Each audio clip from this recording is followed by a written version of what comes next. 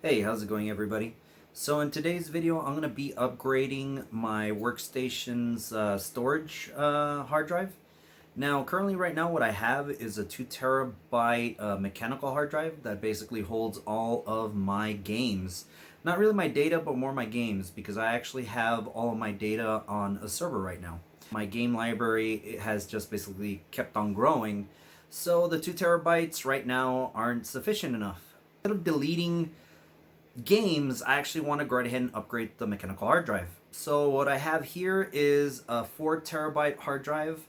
Now, this was, I didn't actually buy this. I actually got this from my best friend. So I'm going to basically go right ahead and swap out my 2 terabyte with a 4 terabyte. So let's go ahead and get started. Okay, so the first thing I'm going to be doing is, of course, turning off the system.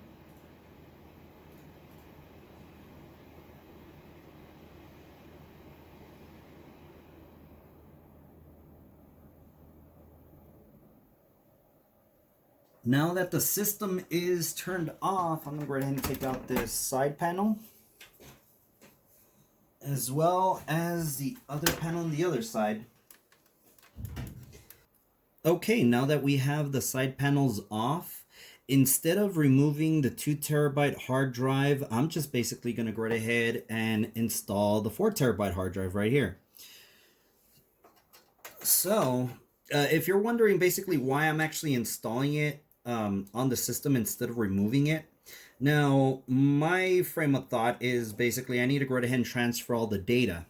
So to do that in the quickest way possible, I'm basically going to be transferring the data via a SATA connection instead of actually having this, let's just say, connected to an external USB 3.0. So I'm going to go ahead and connect this one to the system, and then we'll go ahead and keep on going. Okay, now that we're back here, I'm going to go ahead and connect the SATA connection. Going to the motherboard to the hard drive. There we go. And I'm going to go ahead and connect the power as well. So there we go. So that is connected. And let's go ahead and turn this puppy on, and let's go ahead and do the data transfer. Okay, now that we have the hard drive installed, let's go ahead and go into computer management.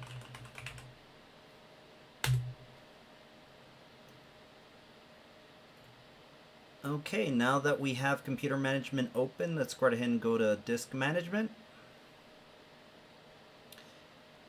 And as we can see, we do have disk 0, which is our 2 terabyte, and we have disk 1, which is our solid state drive. And of course, we have disk 2, which would be our 4 terabyte here. So let's go ahead and right click, click on new simple volume, click on next. Of course, I'm going to go ahead and use the whole hard drive, of course. Assign following drive letter. I'm just gonna leave it as F. That's fine. I'm gonna actually change that later on. Volume label. That's fine. NTFS. Please go right ahead and finish.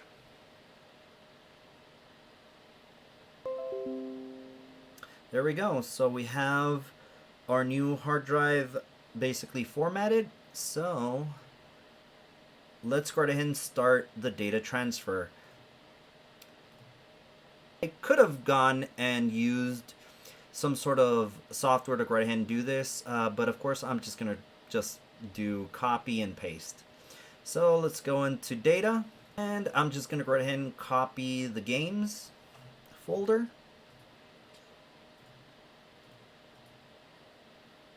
Copy, and 4 terabyte, paste. I'm gonna go ahead and let this run overnight, and then I'm gonna go ahead and pick up most likely tomorrow.